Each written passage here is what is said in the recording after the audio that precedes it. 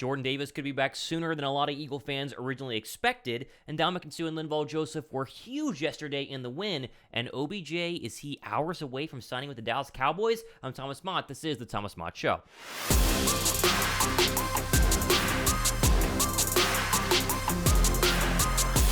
What's up, guys? Thomas Mott here. Welcome to the Thomas Mott Show on a Victory Monday. It was close to not being a Victory Monday. Broke it all down yesterday on a couple of shows. Check those out. But Philadelphia is now 9-1 and a game and a half ahead of the 8-2 now Minnesota Vikings in the NFC playoff picture. We're going to jump into everything happening with Philadelphia, with Dallas potentially signing OBJ, and that aforementioned playoff picture here today on the show. Let's start with some good news, right? And obviously yesterday's win was some really, really good news for Philadelphia. Their run defense greatly improved, but still, you're hoping Jordan Davis can come back soon. You're hoping Dallas Goedert can come back soon. And ESPN, Adam Schefter actually has a really good update on both of those two star players for Philadelphia, saying they could be back sooner than a lot of people originally expected. So here we go. Quote, Adam Schefter, Philadelphia Eagle tight end Dallas Goedert, who was placed on IR this past week with a shoulder injury, is expected to return during the regular season, league sources told ESPN. One source familiar with Goddard's status told ESPN the only question is whether it's 2, 3, or 4 games left in the regular season, but he will be back this season definitely. Pause for a second. Now, he's on short-term IR. He's eligible 3 weeks from now, right? Because this was his first week of the required 4. But this says it's going to be 2, 3, or 4 games left in the regular season, meaning we're not going to see Dallas Goedert anytime within the next month, according to this report from Adam Schefter. Now, that's bad news, but it's at least good news he's going to play in the regular season, therefore get back on the football field before hopefully a deep playoff run. They need him. We saw it yesterday. Stoll is not going to cut it. Calcaterra has done virtually nothing. And Tyree Jackson, they just don't trust him to actually get real tight end reps, only a couple yesterday. Now, the good news regarding Jordan Davis is that he could be back sooner than Dallas Goedert with the ankle injury. Quote, the Eagles also believe rookie defensive tackle Jordan Davis has a realistic chance to return when he's eligible to come off of IR on December 4th against the Tennessee Titans. According to a league source, despite their additions this past week of veteran D tackles Ndamukong and Linval Joseph. So, this is big news right now for Philadelphia because he was put on IR again a couple of games ago, and you got to be on short-term IR for at least, again, talk about at least a month, and the fact that it's an ankle injury for a man as big as Jordan Davis and he could be good after 4 weeks is really, really good news for Eagle fans. You're potentially looking at an Eagle defensive line depth chart that is, scary in terms of at least stopping the run. Now, pass rush is a whole different story. We've talked about the Eagles' pass rush a lot over the past couple of weeks and how I think Reddick has got to step it up, although he did get a sack yesterday. BG needs to step it up, although he did get a sack yesterday, right? Like, they did get some sacks of Matt Ryan, but overall, this pass rush has not been that good. But the D tackle spot is going to be stacked when they're all back and healthy. And really, when you go ahead and give Linval Joseph and Ndamukong a couple of more games to get settled, pair up Jordan Davis in there against Tennessee, and maybe Derrick Henry, Saquon Barkley, and Tony Pollard might not run roughshod over Philadelphia like we were worried about pre the signings this week from Howie Roseman. Thumbs up for these guys. The fact that Joseph and Sue were able to play after basically having no football experience this year and very little practice this week in Philadelphia, really, really good news. Go ahead and hit that thumbs up button for those two. Now, snap counts quickly here. Go to thelibertyline.com. Really good article write-up on the snap count percentage that each of these guys played. Fletcher Cox was at 74%. That's down from in the upper 80s to 90s pre these two signings. And you see here, Linval Joseph, 40% of defensive snaps. That's incredible. Again, didn't play at all this year up until yesterday. And Ndamukong, he talked about in the postgame, he didn't know if he was even going to play. He suited up and just waited for his name to be called. 26% of those defensive snaps. The one number that does not surprise me at all, how about Robert Quinn? 10 snaps yesterday.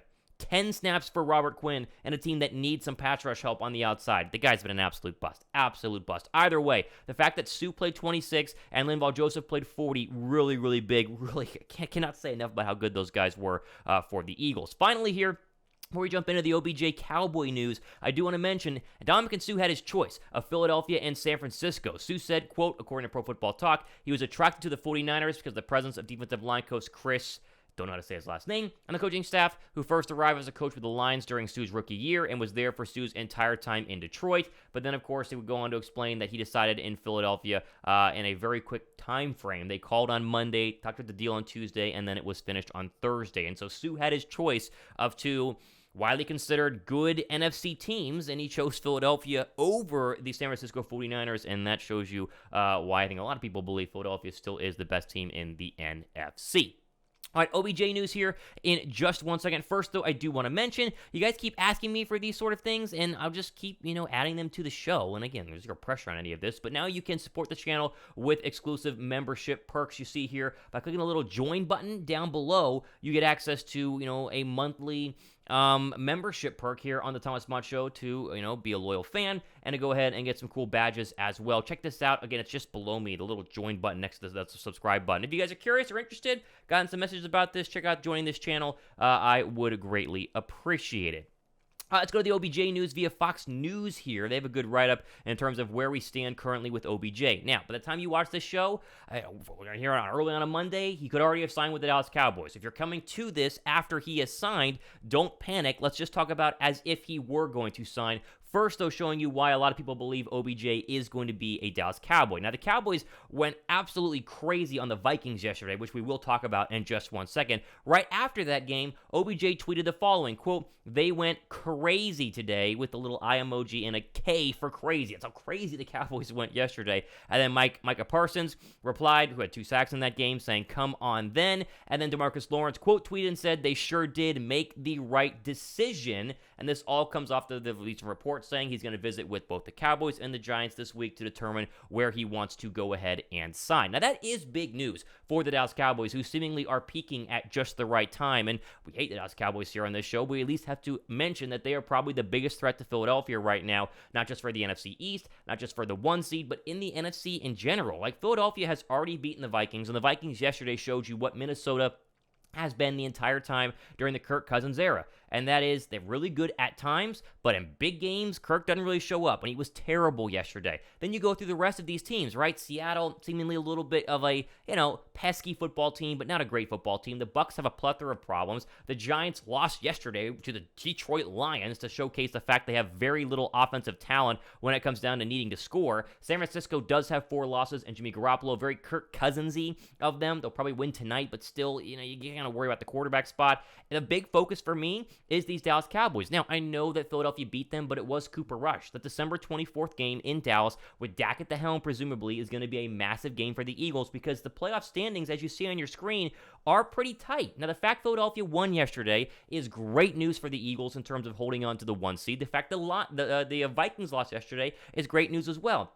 That's a 1.5 game lead over the number 2 spot because of the tiebreaker. What you need to do for the next couple of weeks here, root so hard against the Cowboys, it makes your, you just shake with anger at how much you hate the Cowboys for these next couple of weeks leading into the Eagle game, because there's a chance the Eagles could lose that game, but if the Eagles have a big enough lead in that one, then the hope is that Philadelphia would, lose and then win out and then still hold on to the 1 seed. I cannot emphasize enough how important the number 1 seed is going to be for the Philadelphia Eagles in this year's playoff run. The fact that you would get a bye week, the fact that you could avoid having to play the Cowboys in the first round or maybe avoid them in the second round is massive. Dallas being a 5 seed means they got to go on the road. They have to play in the wild card round, and they would probably play the 2 seed instead of Philadelphia in the divisional round, meaning you could avoid them until either the NFC Championship game or if they were to lose, avoid them altogether. I'm not trying to sit here and say that the Dallas Cowboys are better than Philadelphia.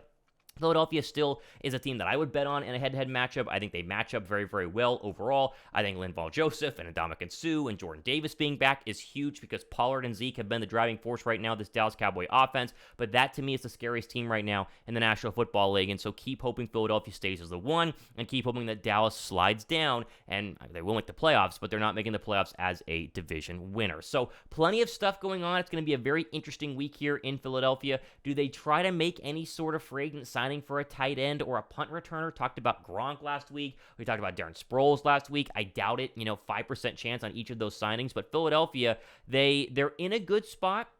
But as we said in the breakdown show yesterday, they do need to clean up some of the offensive, we call them issues, we call them turnovers, we call it play calling. I'm not sure, but that offense needs to step up. They got to showcase what they're able to do Sunday night against Green Bay and keep this train rolling and build back up to a new win streak. That way, again, the point of today's show, they stay as the number 1 seed in the NFC. All right, be sure to subscribe if you guys want plenty more shows coming up the next couple of days and weeks here. Give the show a thumbs up and stay tuned because we're always keeping you guys up to date on the National Football League and, of course, the Philadelphia Eagles as well. I'm Thomas Mott. Victory Monday. See you guys.